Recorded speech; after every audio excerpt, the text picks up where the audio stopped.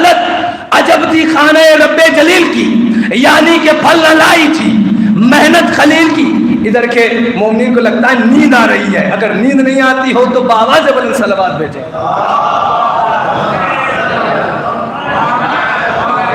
کہ حالت عجب تھی خانہ رب جلیل کی، یعنی کہ پھل نہ لائی تھی محنت خلیل کی۔ آمد ہوئی جو خدا و نبی کے وکیل کی، حاجت نہیں ہے اب کسی لمبی دلیل کی، حاجت نہیں ہے اب کسی لمبی دلیل کی۔ اور آئے علی تو قسمت کعبہ پلٹ گئی، اتنا خوشی سے پھولا کہ دیوار پھٹ گئی، اتنا خوشی سے پھولا۔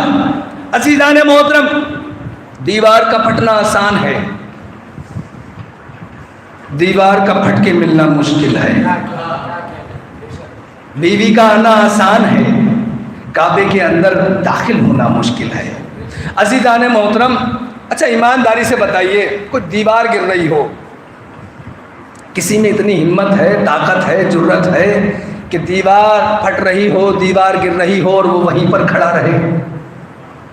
کسی میں اتنی ہمت ہے؟ آج کے اگر کوئی پہلوان ہی کیوں نہ ہو، بڑے بڑے پہلوان ہیں، بڑے بڑے باڈی بلڈر ہیں، ان سے کہا جائے کہ آپ کھڑے رہیں گے تو وہ بھی کہیں گے ہم کیسی باتیں کر رہے ہو، دیوار کے نیچے اور پھٹتی ہوئی گرتی ہوئی دیوار کے نیچے کون کھڑا ہوتا ہے؟ تو کھڑا رہے گا کوئی نہیں، کیا کرے گا؟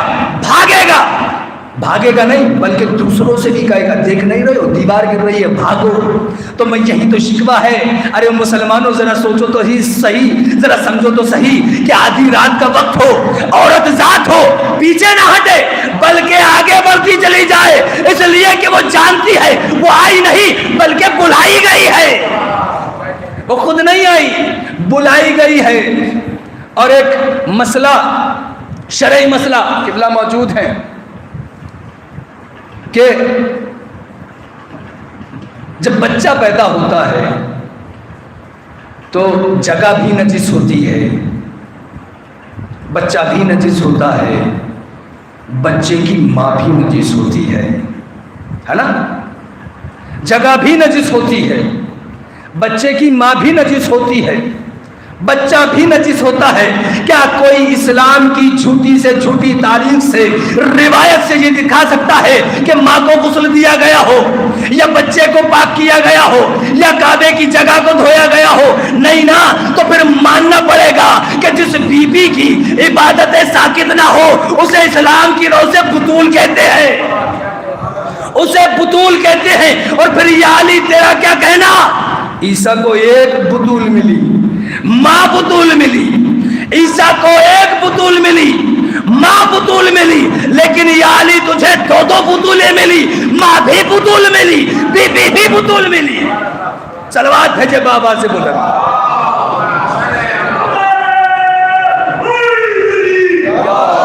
زندہ باد۔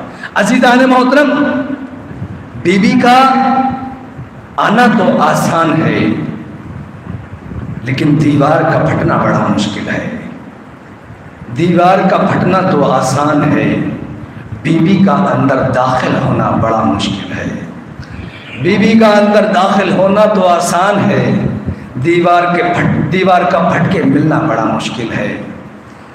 دیوار کا پھٹ کے ملنا تو آسان ہے لیکن 3 دن تک بی بی کا کعبے کے اندر رہنا بڑا مشکل ہے۔